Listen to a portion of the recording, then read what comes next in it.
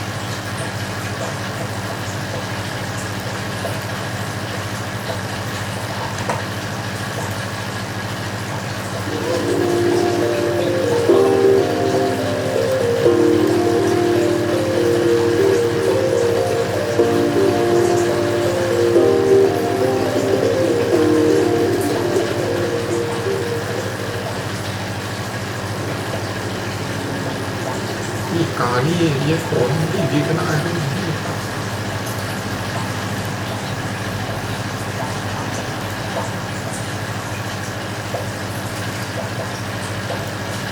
Sometimes very big centre of all the buying. Mungkin tiba-tiba mereka mandi setelah program tradisional yang keluarnya menangis musikator dan banyak kerja.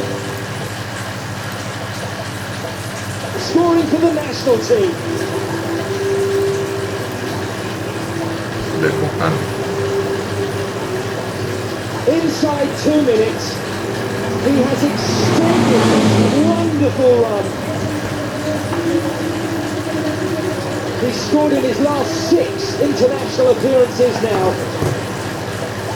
He's unstoppable. Jalan loh. And despite the distance from goal, Oh, jalan. he's made it look effortless. Pinggir dulu, padepokan. Padepokan. Pakai murid-murid.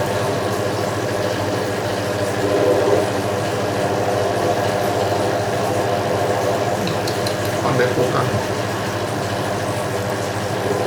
Walls of noise being generated inside the Stadio Cuauhtémoc Stadium that was opened in 1968, inaugurated just ahead of the 68 Olympic Games, originally designed by the same architect that designed the Azteca. Ferran Torres can look up and cross! And cross with accuracy for Pedri, who has made it 2-0 to Spain.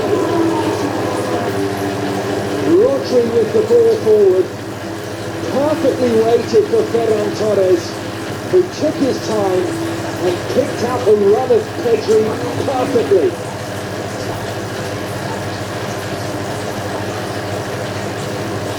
One sweet touch with the left boot, Gonzalez makes it Peru 0, Spain 2.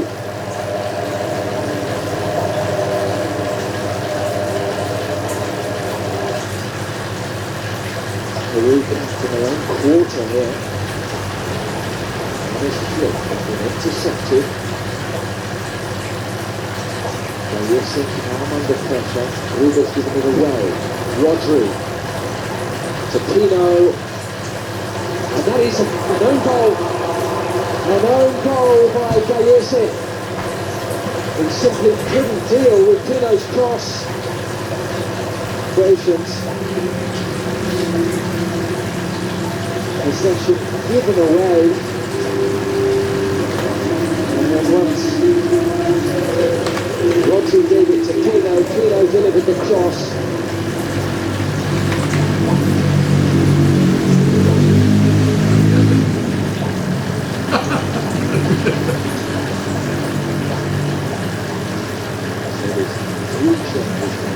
Not two, and this is a chance. Can they pull a goal back? Here we go! They have pulled a goal back and they've done it in style. It is their man in form, Jairo Vélez, who strikes again. And didn't he take it well? Straight through the heart of the Spanish defence.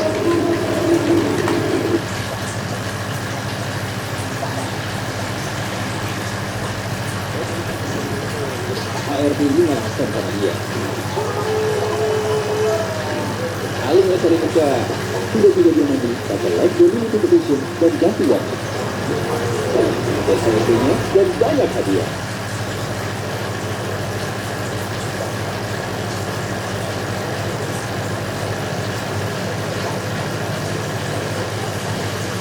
Trippier, good combination here.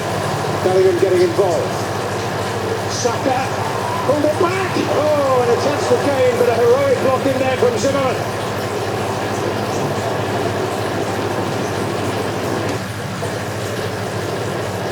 Weah's cross. Oh, and McKinney with a glorious opening. And for England, it's a real escape.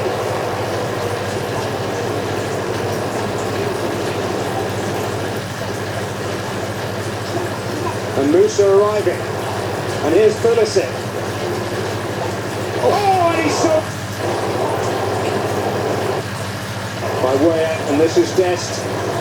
Pulisic in the box as well, but Dest will go himself. Shaw, good work here. And Sterling. Sterling now, it'll run for Mount. And the first real test for Turner.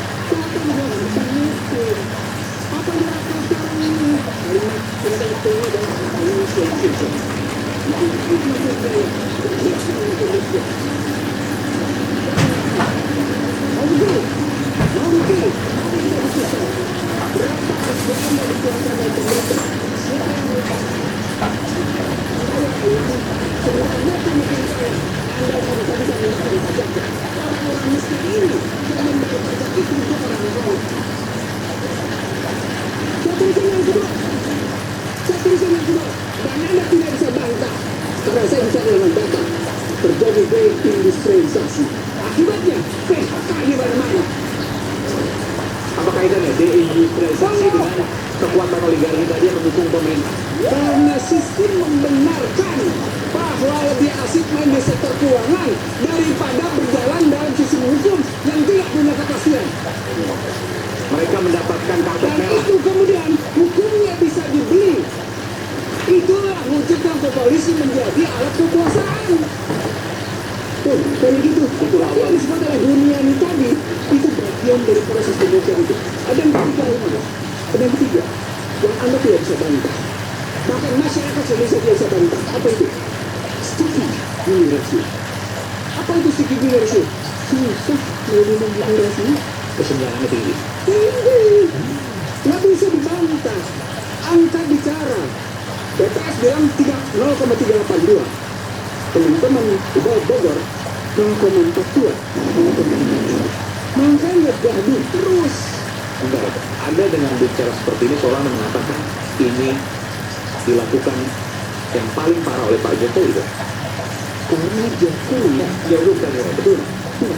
Oke, Jokowi melanjutkan kebijakan SBY oligarki juga. dan kemudian memperdalam. Nah, di situ saya lihat kecerdasan Joko Widodo memperdalam kerusakan itu. Memperdalam perusahaan. Iya. Cerdas dong. Dia perdalam kok. Dan dia sudah disediakan oleh undang-undangnya sebelumnya. Saya bukan salah nama. Ini riwayat ekonomi politik hukum. Tidak sembarang melihatnya.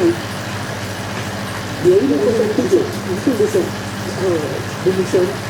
Mungkin bisa lebih memperdalam itu dalam bentuk apa? Memperdalam Memperdalam kerusakan. kerusakan itu. Karena ini kan juga ada kondisi seperti itu. Iya, saya setuju. Saya akan buktikan sama Anda. Saya protes di Mahkamah Konstitusi Undang-Undang 2507 karena menempatkan azas non-diskriminasi, karena memberikan hak atas anak 90 tahun, karena menyamakan posisi repatriasi, bebas menarik keuntungan kapan saja. Karena itu dihapus istilah keandaian.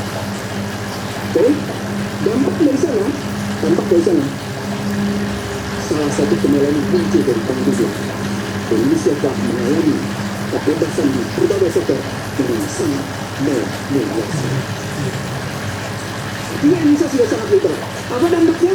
Orang asing begitu enak menguasai strukturalnya. Orang asing menguasai sumber daya, produksi, distribusi, begitu. Contoh realnya dan efek buruknya. Contohnya, oke, siapa yang bahasa itu? Oke, tidak. Siapa yang menguasai sebenarnya? Oke, siapa yang menguasai batu bara? Ya. Siapa yang menguasai? Siapa yang menguasai emas? Satu triliun. Oke, sejumlah miliar itu dia sendiri kita. Dan itu lagi undang-undang tentang 38 tahun 2008 tentang bagaimana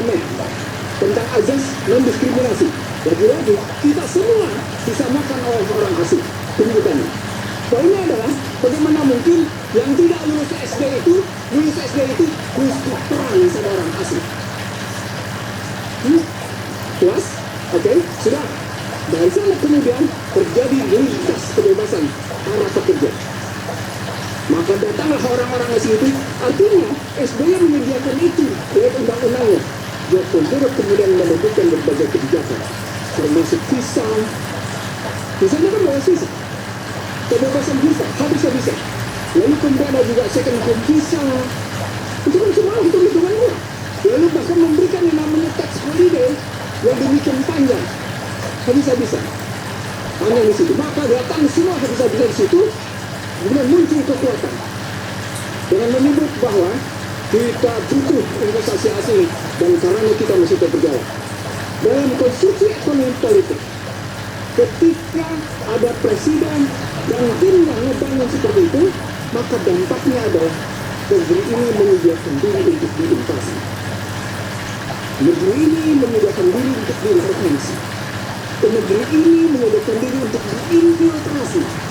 Negeri ini menyediakan diri untuk yang namanya diintimidasi. Negeri ini menyediakan diri untuk diindoktrinasi. Ujungnya apa? Invasi. Ketika invasi terjadi, takut dengan yang namanya suku bunga. Akibatnya apa? Seperti hari kejadian hari ini. Nilai tukar 16.450. Data saya menunjukkan selama 60 tahun, 40 tahun terakhir, jatuhnya itu begini. Dolar. Rupiah. Ya rupiah untuk terhadap dolar. Habis. Artinya, kurang sekali. Apa artinya? Artinya ketika dia berhubungan dengan fiskal dengan utang, atau rupiah. Nah, di situ orang melihat bandingan antara, saya jawab yang di, bandingan antara utang yang diciptakan di era SBY dengan utang yang diciptakan di era Joko Widodo. Dari situ orang kemudian melihat berapa sesungguhnya manfaat yang muncul atas 5 indikator. 1. Tingkat kemiskinan. 2. Tingkat pengangguran. 3. Bunyi rasio. 4. Tingkat pendidikan. 5. Tingkat kesehatan. Ukur 5-5 ini. Dan jawabannya negatif. Negatif. Tidak juga membaik. Anak lesannya hebat. Seorang di sini mungkin rata-rata yang punya namanya gaji rata-rata 4 juta. Tapi kalau misalnya 4 juta rupiah, compare-nya dengan dolar, jadi berapa? Jatuh. Nggak punya duit dulu. Itu makanya data terakhirnya, Pak Yandi, data terakhirnya, orang tidak bisa menghina dengan pernyataan. Jatuhnya kelompok menengah bawah, dari menengah atas, menengah ke bawah, sebanyak 10 juta. 9-10 juta. Satu. Yang kedua, orang tidak bisa bilang, tidak bisa menolak kenyataan bahwa sejumlah industri mengalami deindustrialisasi. Diakui oleh Burhanuddin Abdullah. Maka ini kajian kami tahun 2010 bahwa telah terjadi deindustrialisasi dunia. Yang paling menarik Aiman, Bank Dunia menyatakan bahwa kendati Joko Widodo membangun yang namanya infrastruktur, biaya logistik menurun hanya 0,3. Apa poinnya? Sri Mulyani bilang, iya, kita tidak bisa bersaing dengan negara tetangga soal biaya logistik. Terus gimana? Tidak artinya pembangunan yang namanya infrastruktur kalau logistik tidak bisa bersaing. Indikator berikutnya, PMI per hari ini bahkan indeks keyakinan konsumen menurun. Nah, poinnya kalau bicara tadi balik ke geng, saya bilang tadi ini bukan soal geng dalam pengertian negatif. Ini geng bisa jadi dalam pengertian kelompok. Nah sekarang pertanyaan, ini kan pastinya kalau dibalik begini, Prabowo sedang melakukan apa? Kan dibalik pernyataan geng itu adalah Prabowo sedang melakukan apa? Kalau memang kita ketahui di era SBY kayak gitu, di era Joko Widodo kayak gitu, orang bertanya, Prabowo mana nih? Kenapa begini? Dalam ilmu kebijakan namanya ada dua. Apa yang discontinue, apa yang continue. Apa yang diputus tidak berlanjut, apa yang berlanjut. Nah ketika orang-orang Joko Widodo kemudian duduk lagi dalam kabinet, namanya berlanjut. Nah berlanjutnya apa? Berlanjutlah muncul hak undang-undang cipta kerja yang ternyata tidak menciptakan kerja. Muncullah undang-undang IKN yang kemudian tidak berdaya apa-apa, itu IKN. Muncullah undang-undang kesehatan yang membuat rakyat Indonesia sesungguhnya tidak punya kedaya tentang kesehatan. Itu ada namanya pada kesehatan ini perubahan radikal. Background pengertian perubahan itu dilakukan secara baik-baik dengan pribadinya. Saya semalam menyatakan di sebuah TV, sama seperti pernyataan tadi teman-teman Komisi 11 terhadap yang namanya budaya Yunus Adola. Diperlukan pemikiran outbox karena situasi sekarang bukan situasi yang kemarin. Situasi sekarang adalah perang hybrid, perang totalitas. Maka ketika dia hadapi dengan bisnis issues biasa-biasa saja, dia tidak akan merasakan masalah. Nah itu kalau kita menghadapi itu. Lalu kalau rakyat mau bersuara tentang ini, maka dengar rakyat. Kenapa kemudian malah naikin pajak 12%?